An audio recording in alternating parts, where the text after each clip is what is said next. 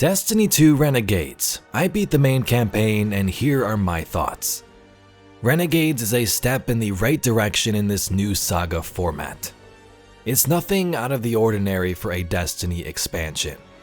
It's not the final shape, but delivers a story better than the Edge of Fate, has frantic action in combat, cinematic moments, and some pretty cool new weapons for your Guardian.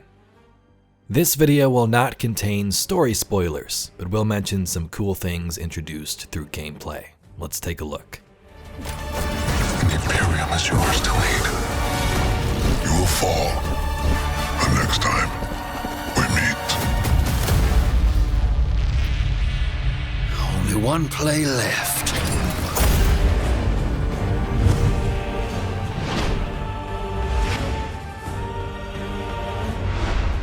So let me preface this video by saying this. This is my first impressions of Renegades after the first day. This is my impression after beating the campaign. There of course is still much more to explore, like the territory control and invasion endgame, the dungeon which isn't even out yet, an exotic mission, and so on. There was tons of new additions with this expansion and quality of life changes too. Things could definitely change in opinion, of course, over the coming weeks and months. Let's first start by talking about Star Wars inspiration. Renegades is a Destiny story inspired by Star Wars. There are moments where you clearly recognize nods to the Star Wars franchise, like a Guardian's ghost speaking like BB-8, voice lines you may recognize, or characters acting certain ways. Sometimes it's jarring in small cases, but for the most part, I think it made things better. Many forms of media have been inspired by Star Wars over the years without even mentioning it. Heck, pretty much any game, piece of media you pick up is always inspired by something else. It's never completely original.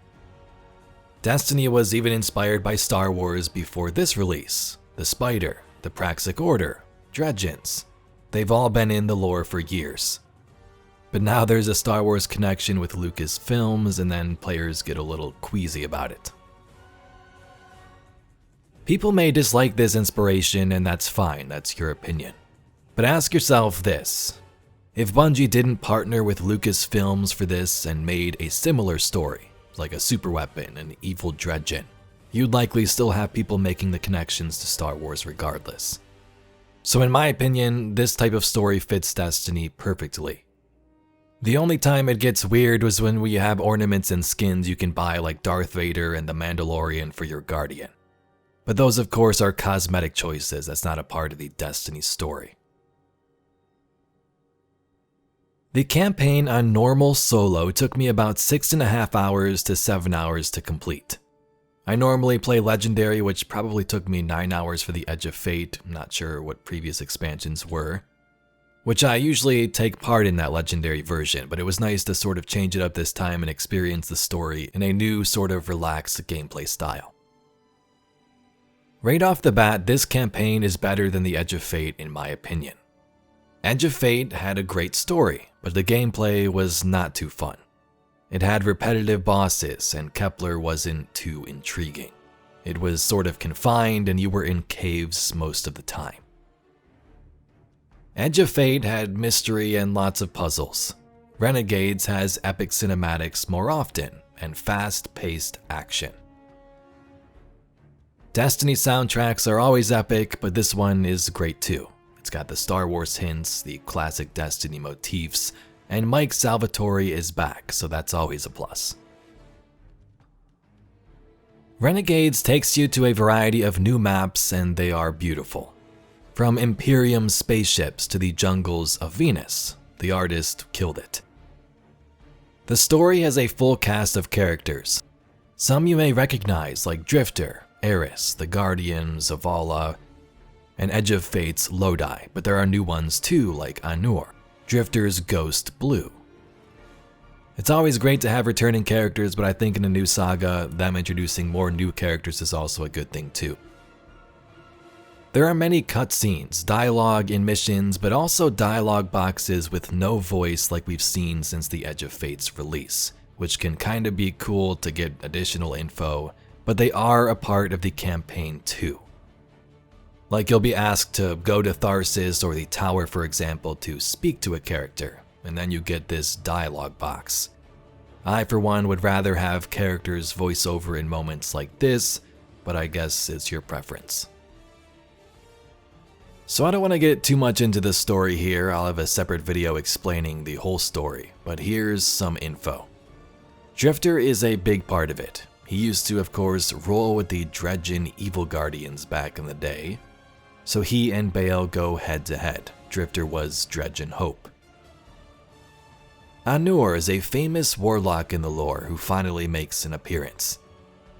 There are Praxic Blade lightsaber battles, heartfelt moments, and crazy epic cinematics.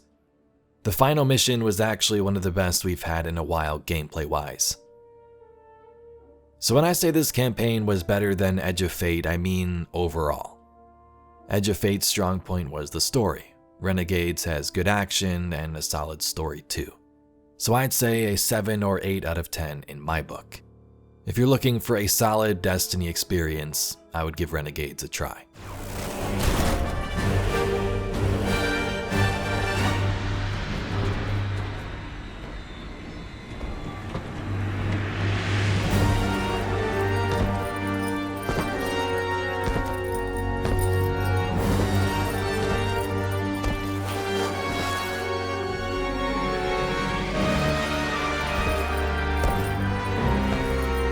I've been waiting so long for this. Dredgen Hope. There's a brand new social space a part of Renegades and the campaign, called Tharsis Outpost. This one is a true social space and not like the Helm, so you'll see other Guardians around, many different vendors, your vault, that sort of thing. There's even fun little Easter eggs and things you can purchase around the area too. The campaign has missions like you are used to in Destiny, linear style, but also missions sort of built into the new Lawless Frontier activity. If you played Destiny in the past, it's like how they used to have strikes as part of the campaign, then you could play them after. The Lawless Frontier activity consists of loading into one of these 6 new maps and completing 3 encounters, then extracting. So the campaign follows this formula for a variety of missions. Of course, objectives and things can always change within, but it's sort of that same format. It does change based on what you're doing in the story though. Like if you need to hack a console for a reason, it'll be on that location of the map. Or if you destroy, let's say, a building, it'll be destroyed later on. It's not a building, but you'll figure out what it is when you play. Some of these missions can be a bit repetitive, but to me it worked in some ways because new things were introduced, new fun things in gameplay. Sure, I did the same not so fun carry this box mechanic to another spot.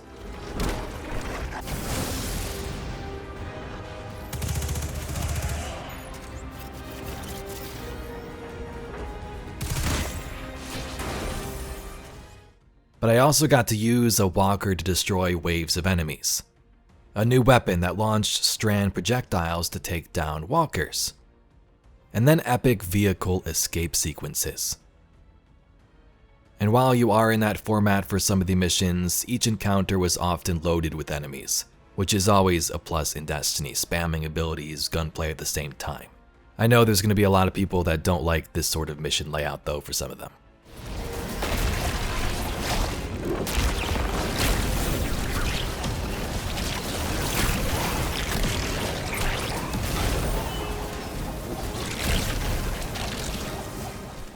Throughout the campaign, you get Renegade abilities.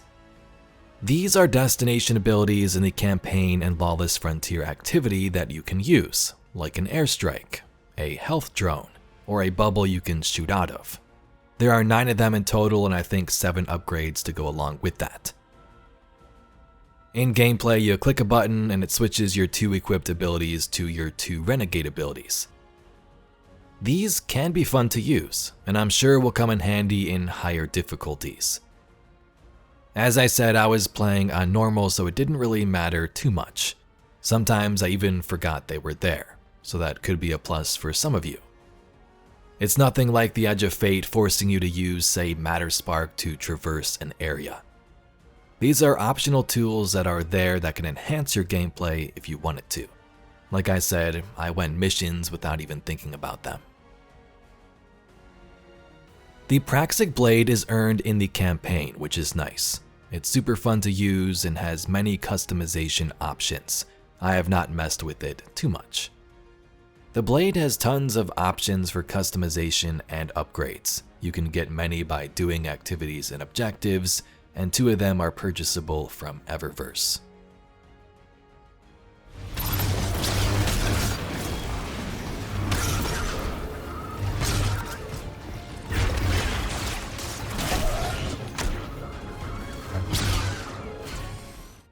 Renegades has much more than mentioned. A dungeon soon, exotic mission, vault space, sandbox changes, quality of life, and so on.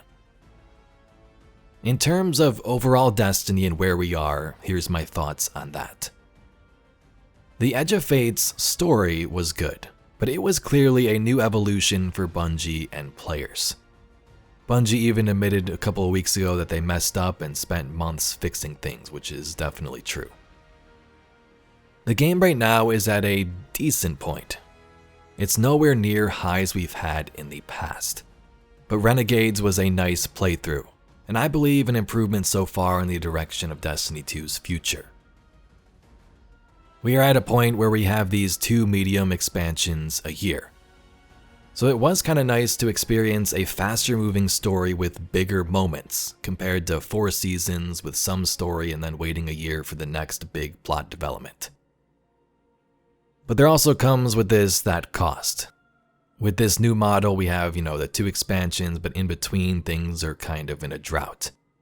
There's certain events, but players won't get into those too much, and then you have the major updates.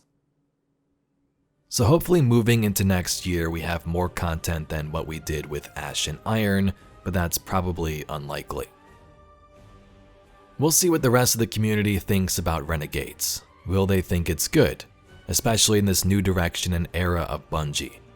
Will they hate it because they don't think it's good? Will they hate it because it's just different to past experiences? Who knows? I feel like things have moved upward even if it's a little bit. Player numbers were down, but the decisions Bungie made over the last 4 months or so were improvements. So let's hope the game can continue improving as we roll into the rest of this Fate saga. So far, I've enjoyed where the story is going. But anyway, Guardians, if you'd like to see some more Destiny news, lore, and mysteries just like this video, please be sure to subscribe to the channel. I thank you very much for watching, and I'll catch you all in the next video.